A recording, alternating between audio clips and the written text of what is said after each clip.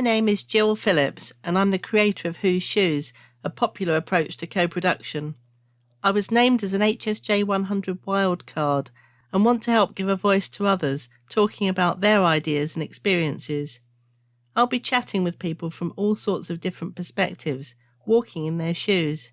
If you are interested in the future of healthcare and like to hear what other people think, or perhaps even contribute at some point, Whose Shoes Wildcard is for you.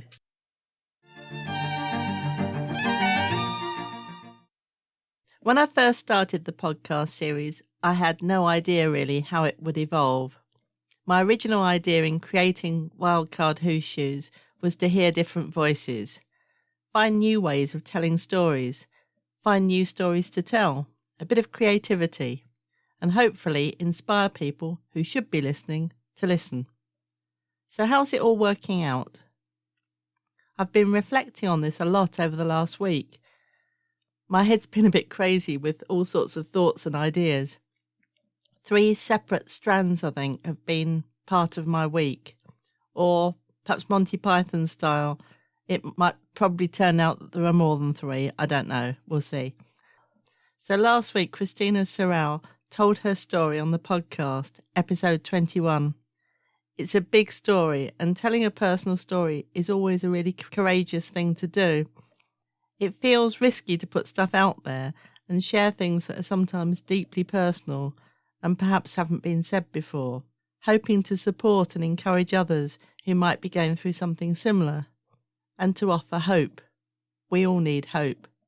I'm enjoying chatting with all the different guests, and inevitably the different conversations are resonating with me and reminding me strongly of different aspects of my own life, my own story, if you like. And Christina definitely drew me in to share some of my own personal journey. I feel inspired to make some more podcasts in the future, perhaps telling the story of Whose Shoes, how it all came about, which is a total blend of professional and personal.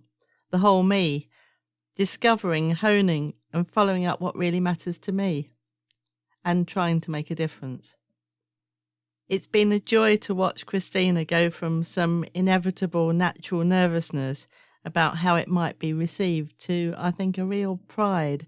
I think seeing people engage with the podcast and in turn find resonance in their own stories.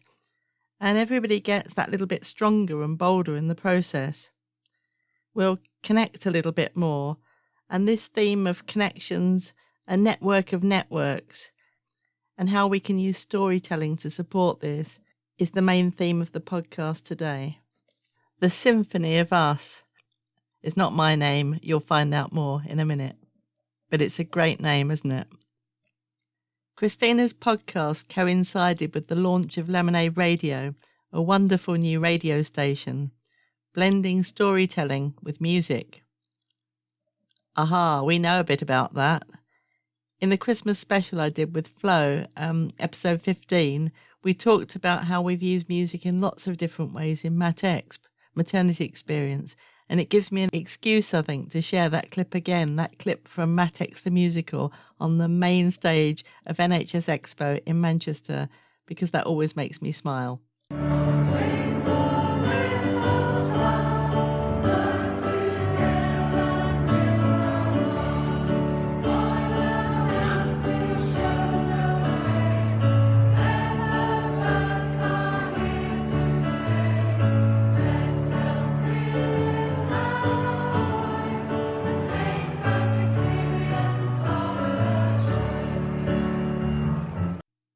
So that brings me back to the second thing that happened this week. Or perhaps it's the third, if you count Christina's podcast and Lemonade Radio as 2 things. I'm getting confused already. And now you're starting to understand why I'm not a massive fan of counting things that don't necessarily need to be counted. Anyway, here's a little conundrum for you. What have a lifelong Coventry City football supporter, a community pollinator, a bereavement midwife, a primary school teacher, a spiritual minister, and a young woman who was born in Iran and came to Coventry aged 2 got in common? More than you think. The Symphony of Us. So what am I talking about? So the second, or whatever thing it is we're up to, thing that happened this week was I dragged long-suffering Mr. Who's shoes off to Coventry Cathedral. Coventry was named as the City of Culture 2021. I think it must have been a bit of a mixed blessing, trying to put on events that pull people together and celebrate the city during a global pandemic. And certainly in normal times, I would have enjoyed getting much more involved. But there we were, gathered in the cathedral for the Symphony of Us, a masterful musical extravaganza by Paul O'Donnell, a proud Cov kid, as he calls himself. Paul describes it as a show that celebrates who we are as people. I can't possibly do justice to this in terms of explaining what happened, how it unfolded, and most importantly, what it felt like to drink it all in. 6 ordinary, in inverted commas, people sharing snippets of their lives, and through spoken word and music, weaving them together in this beautiful tapestry, and actually in the same space as the famous tapestry by Graham Sutherland in Coventry Cathedral.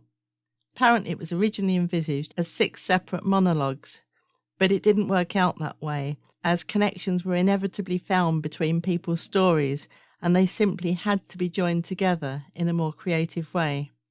Again, huge synergy with what I'm trying to do with the Wildcard Who's Shoes podcast. We found ourselves joining in with a Coventry City football song, Let's Sing Together. As this coincided almost exactly with the launch of Lemonade Radio, for me it was really emotional.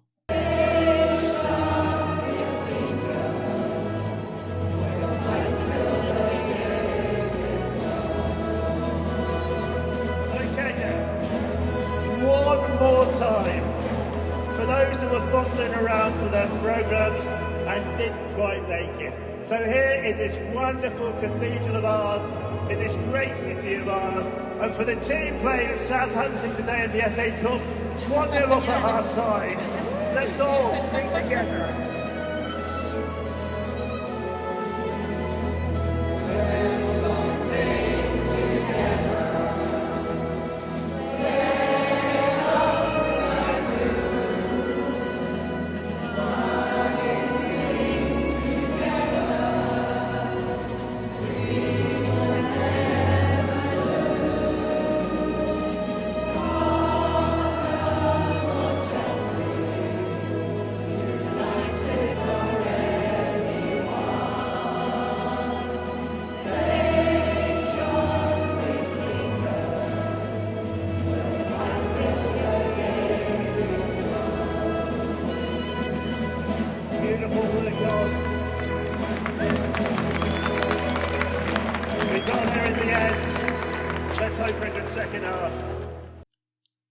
Music and stories evoke memories.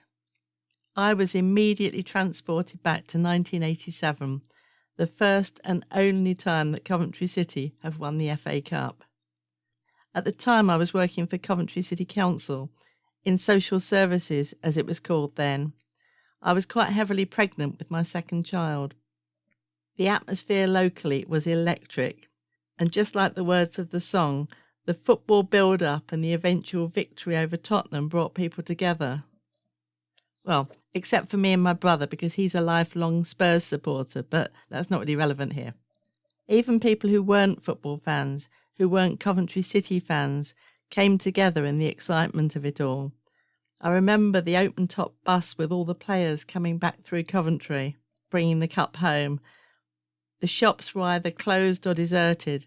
The streets were absolutely rammed with people, and there was excitement and celebration outside the council house as the bus eventually worked its way through the cheering crowds to bring the players to the civic reception.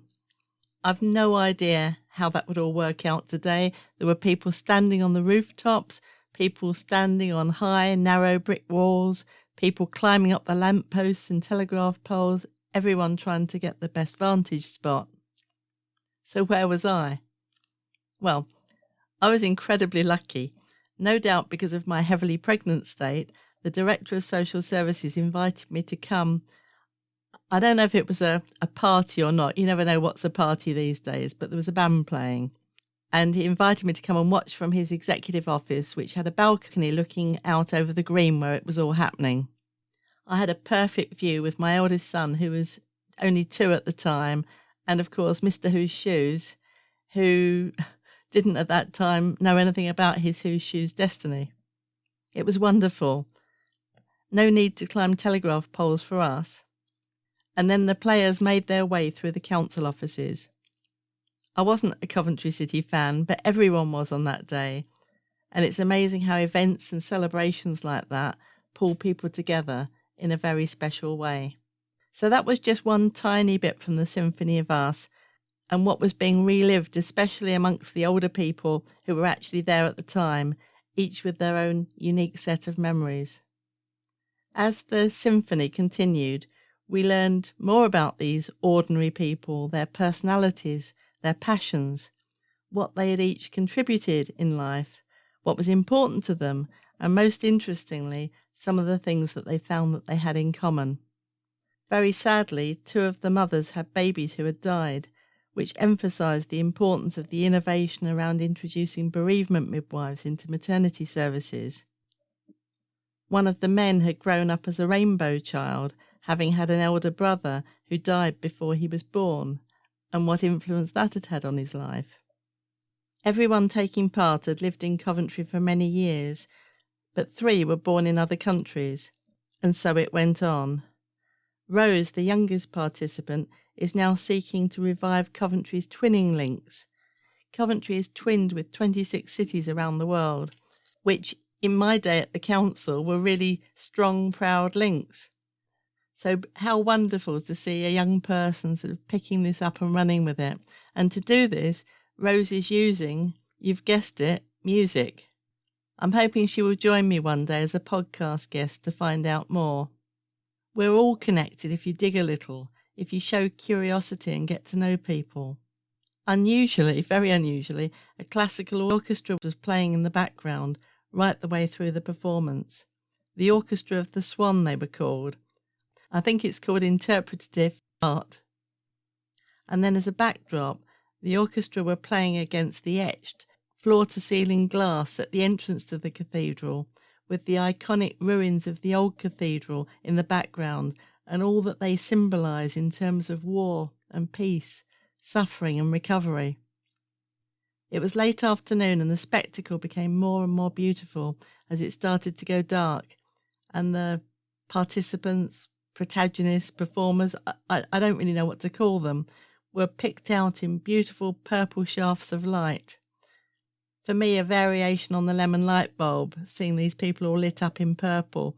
Purple for me is the colour of change, and I found it highly significant and inspiring. So what about the final thing, number 3 or 4 or wherever we've got up to? At the end of the week, I was talking to my friend Claire Flower. Claire is a music therapist at Chelsea and Westminster Hospital, our maestro pianist who played Matex the musical on the main stage of NHS Expo in Manchester. She who pulled together our alternative version of Deck the Halls with Bells of Holly in our Christmas special podcast edition with my Matex partner in crime, Fabob's Flo, talking about decorating hospital wards at Christmas. Episode 15 if you want to check it out, even though it's not Christmas. Always one to be creative and innovative, I was excited to hear a little bit about Claire's new job as a consultant AHP, allied health professional. More of that anon, as I think it's really interesting and exciting, and I'm hoping to speak to Claire at some point on a future podcast. But in particular, like relevant to here, Claire was telling me about the 12th European Music Therapy Conference that's happening in Edinburgh in June, where of course music will be celebrated. Claire knew this would interest me. In fact, she said it's got a Gill Phillips feel to it, which made me laugh. The conference title is Music Therapy in Progress. Please Disturb. Its aim is, and I quote, to create a playful yet rigorous space where we can shuggle and be shuggled. My mum, who's Scottish by background, used to use the word shuggling, and I hadn't heard it for a while. I'll post a link to the conference in the programme notes as it looks wonderfully innovative and exciting. I just love the idea of formal events. This one is being held at the Queen Margaret University in Edinburgh, using more disruptive means to help people explore new ideas and real challenges. Positive movements such as Black Lives Matter and Me Too are mentioned, and the challenges posed by the COVID-19 pandemic you can see influencing the spirit of the conference.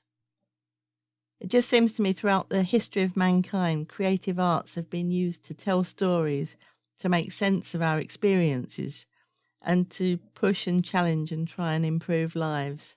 So it's wonderful to see this tradition continued and in itself pushed a bit further. So I think my lemon light bulb moments are just jumping out at me for this episode. In one part of my life, I'm collecting more and more lived experience stories, other stories by just people who are passionate about improving healthcare, improving people's lives and well-being.